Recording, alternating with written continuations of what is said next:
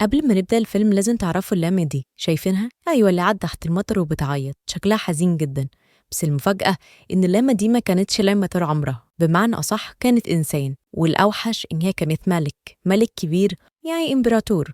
وعشان نفهم إيه اللي حصل هنرجع ورا شوية وبنشوف الإمبراطور وهو في قصره. الإمبراطور ده اسمه كاسكو، ومش أي إمبراطور، لأ ده شايف نفسه وفوق الكل، متدلع على الآخر، وعنده خدامين وطباخين وناس بتنفذ لكل اللي في دماغه، ولو حب يغير لون الشمس هتلاقيهم بيحاولوا. واللي زاد الطين بلة إنهم جايبين له أحلى بنات في القرية عشان يختار واحدة يتجوزها. بس المفاجأة إنه بيطلع عليهم كلهم وبيرفضهم.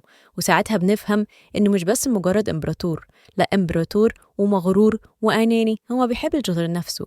وهنا بندخل على شخصية جديدة، وهو الفلاح باتشا، راجل طيب بيحب يساعد الناس والكل بيحبه وبيحترمه. وفي المقابل بنشوف إزمة، دي مستشارة الإمبراطور، بس دمها تقيل شوية ونيتها مش سليمة، وعندها مساعد اسمه كرونك شكله طيب شوية بس دماغه خفيفة. إزمة نفسها تاخد مكان كاسكو وتبقى هي الحاكمة بدل من، بس كاسكو حس بده فطردها. بعدها بيجي باتشا عشان يقابل كاسكو، بيقوله أنا عندي مشكلة كبيرة وكنت فاكر إن أنت الوحيد اللي هتحلها، وبيوريه بيت القرية اللي هو عايش فيه. بس كاسكو بكل برود بيرد عليه، بيقوله ده بيتك، أنا هشيله وهبني مكانه المنتجع على السوشي بتاعي.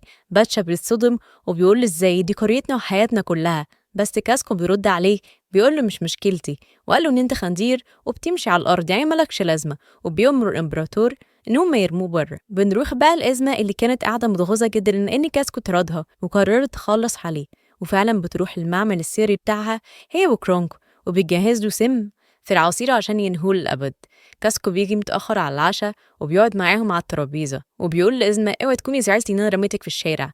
بترد عليه وهي بتمثل البراءة إن ولا يهمك يا مولاي، لكن كرونك هو بيحط السم في العصير بينسى حطه في أنهي كوباية، فبيخرطهم كلهم، وبيأكد على إزمة إن هي ما تشربش من الكوباية بتاعتها. وبعد كده كرونك بيشرب العصير، ولكن المفاجأة إنه مامتش بدأ يتحول للامة. كرونك ضرب على دماغه وداخ وحطوه في كيس وقالت له يرميه في النهر، ولكن وهو بيرميه حس بتأنيب الضمير، وهو ماشي بالكيس وقع بالغلط في عربية الفلاح باتشا.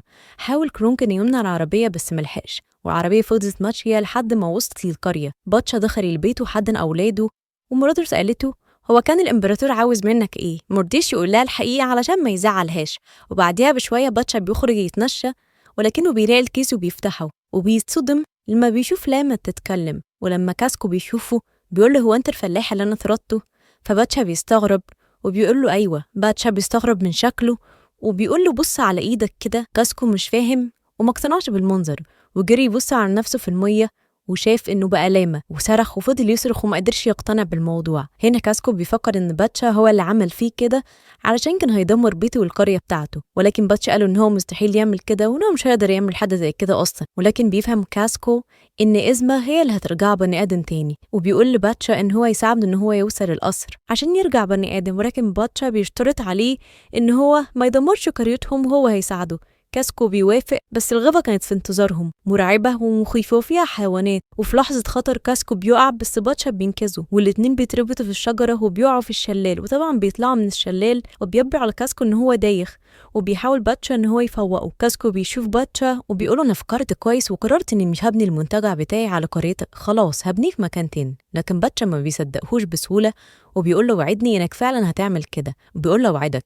الاتنين بيفرحوا بيكملوا رحلتهم راجعين على المملكة، وبيكونوا لازم يعدوا على الجسر الطويل وبعدها يوصلوا على المملكة. بس اللي بيحصل إن الجسر بيتكسر وباتشا بيقع وبيتعلق في الحبال.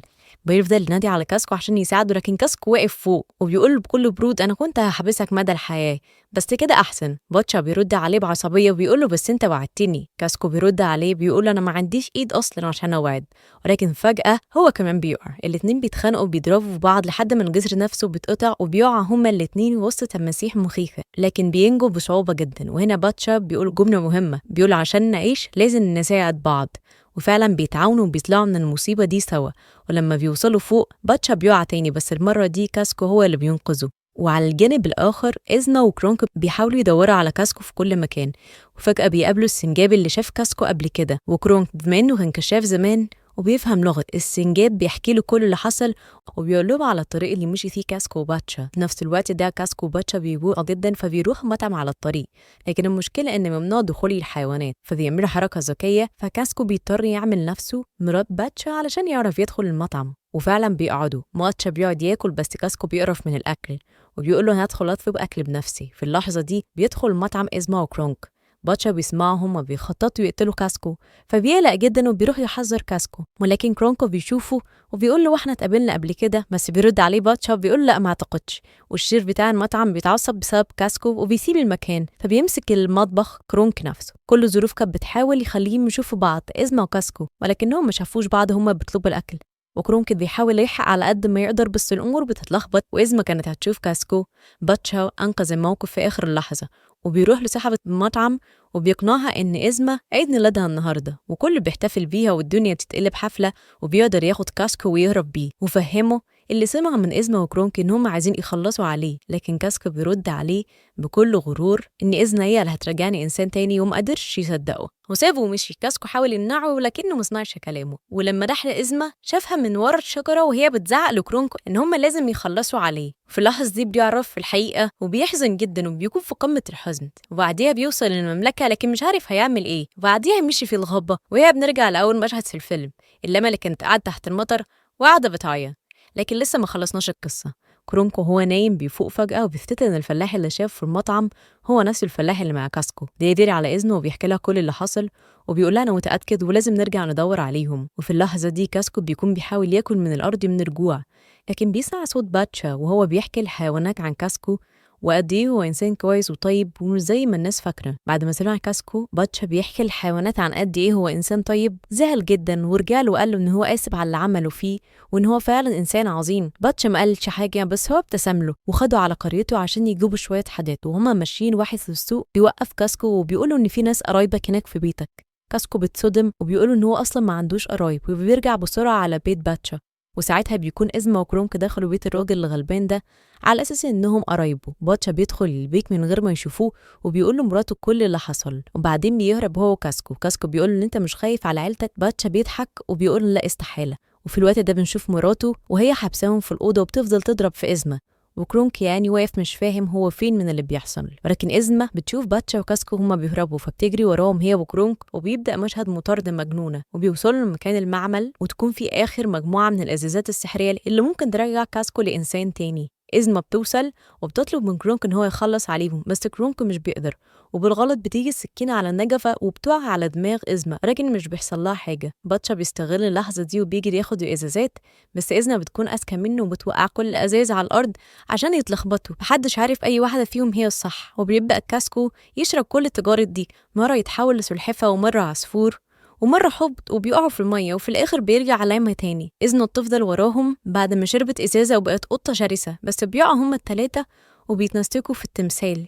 بتكون الإزازة صح وقعت. كاسكو بيبص لتحت، هل ينقذ باتشا اللي متعلق في التمثال ولا ياخد الإزازة عشان يرجع إنسان؟ وساعتها بيختاروا إنه ينقذ باتشا، وفي الآخر الاتنين بيمسكوا في بعض وبيطلعوا لحد ما بيوصلوا الإزازة. كاسكو بيشربها وأخيرا بيرجع إنسان تاني.